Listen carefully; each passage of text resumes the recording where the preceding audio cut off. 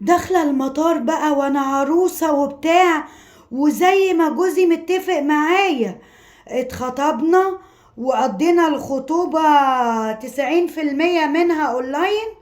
واللي هو ايه، رايحة المطار بقى بفستان الفرح بتاعي والدنيا زي الفل، ولا جهزنا بقى الشقة ولا عملنا اي حاجة. قال لي لا لا لا لا، احنا شقة ايه اللي هنجهزها دلوقتي، لما تيجي ونقعد مع بعض وبتاع، انا كده كده مش هننزل قبل سنة سنة ونص. فالمهم ايه، اتفق ان احنا هنتجوز بالتوكيل، وانا هروح له بفستان الفرح وهو هيقابلني في المطار بالبدلة، وحاجة كانت يعني زي الفل. وخلاص متفقين على كده والدنيا لطيفة، واحنا مخطوبين صالونات والدنيا، بس كانت كلها كويسة والحمد لله، والاتفاقات كلها مشيت زي الفل. حجزت بقى الفستان وعملت الليلة دي كلها، ووصلت المطار وركبت الطيارة، والناس كلها كانت مبسوطة بيا وبتزغرط لي زي ما بتشوفوا كده. حاجات دي موجودة كتير على النت. المهم انا وصلت من هنا، طبعا استقبلني بقى هو وصحابه وزمايله متجوزين بمراتاتهم، وعملوا لي حتة زفة ولا يا ولا. وروحنا البيت.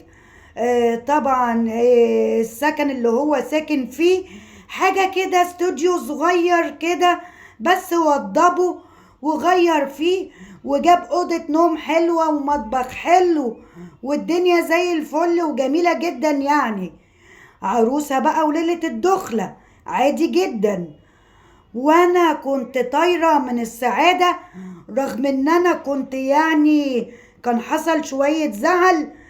كان نفسي الشقة موجودة، بس كان نفسي نفرشها اللي هو ايه، علشان نرجع تبقى الشقة مفروشة وبتاع. فكان مصمم ان احنا لما نبقى نفرشها براحتنا، علشان نبقى نجيب حاجتنا واحدة واحدة، ليه نجيب الحاجة ونركنها من دلوقتي، وقصة كده يعني. بس اهلي كانوا متنازلين ومتعاونين معاه جدا ومفيش مشكلة، والحاجات كلها كان اللي عليك عليك واللي علينا علينا وخلاص. بس انا كنت حاسة ان انا يعني من جوايا كده كنت حاسة ان انا يبقى عندي شقتي زي قرايبي وصحابي وكده. ما اختلفناش، وفعلا سافرت والدنيا زي ما قلت كده، واستقبلني احسن استقبال وبتاع. فبدأت بقى، رحت البيت وبدأت اقلع الفستان بقى وافك الطرحة والحاجات الهبة الكتيرة قوي اللي بتبقى في الدماغ والفستان تقيل والوصلة بقى كنت خلاص بموت، يعني بقالي كتير قوي لابساه، والفستان تقيل وجزمة عالية وبتاع، فكنت خلاص على اخري.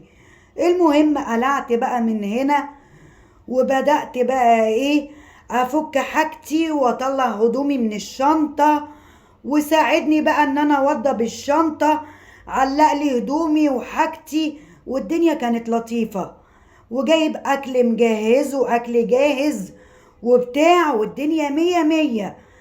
انا بقى ابتديت افك الطرحة من هنا وقلعت الهدوم من هنا وخلاص. طبعا ايه، انا بدأت اهدي النور كده شوية، اتكسفت ان انا اقلع يعني في الاضاءة العالية قوي دي.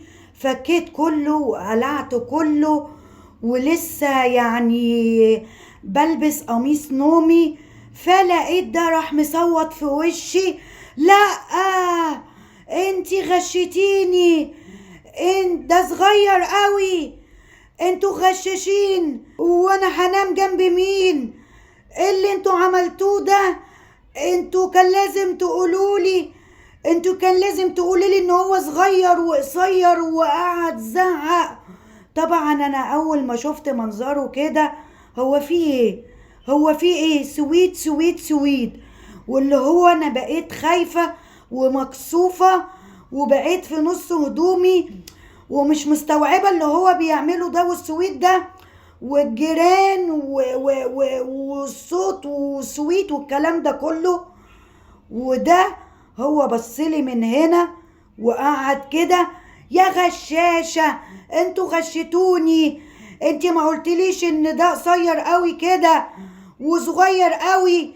فانا قلت له: هو في ايه؟ قال لي: انت ازاي تخدعيني الخدعة دي وازاي تعملي فيا كده؟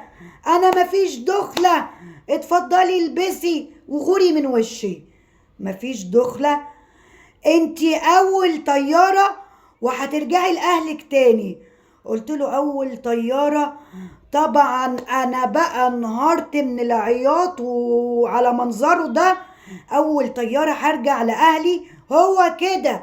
ده انا هرفع عليكوا قضية وهوديكوا في 60 داهية. هترفع علينا قضية وتودينا في 60 داهية؟ وهرفع عليكوا قضية غش وتدليس. غش وتدليس؟ وهترجعي لهم وانتي زي ما انتي كده. انا مش ههوب ناحيتك. انت ليه بتعمل كده؟ وبعدين ما احنا كنا كويسين مع بعض وبتاع. انتي بصي لنفسك في المراية، بصي ان انتي غشتيني فيه. ابقى نايم جنبك ازاي وانا نايم جنب حسن اخويا؟ قلت له: حسن اخوك؟ حسن اخوك؟ هو حسن اخوك ابيض وحلو وزي كده؟ قال لي: اه يا هانم، بصي لمنظرك. فانا طبعا بقيت منهارة من العياط، واللي هو غش وتدليس وهتطلق قبل ما اتجوز وغوري من وشي، وسابني وخرج بره، وخرجت طبعا وراه. قلت له: طب ايه؟ قال لي: ايه يا هانم، انت ازاي ما تقوليش ان هو قصير كده؟ فطبعا رحت حاطه ايدي بقى كده وقلت له: ما هو انا عندي مشكله واضطريت ان انا اقص شعري كله.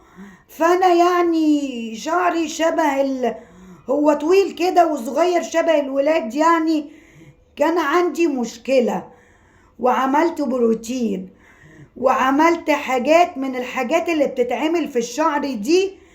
يعني شعري كان شوية خشن فوقع لي شعري كله، ورحت اتعالج وبتاع فالدنيا فشعري باظ. فكان اسلم حل ان انا لازم احلق شعري كله. فدلوقتي لما طول بقى شبه شعر الولاد شوية. بس عمري ما توقعت ولا تخيلت يعني ان هو هيبقى مشكلة بالنسبة لك، ما هو هيطول. فقعدت معاه وحكيت له الحكاية وقلت له: انا عملت كذا كذا زي ما انا قلت كده.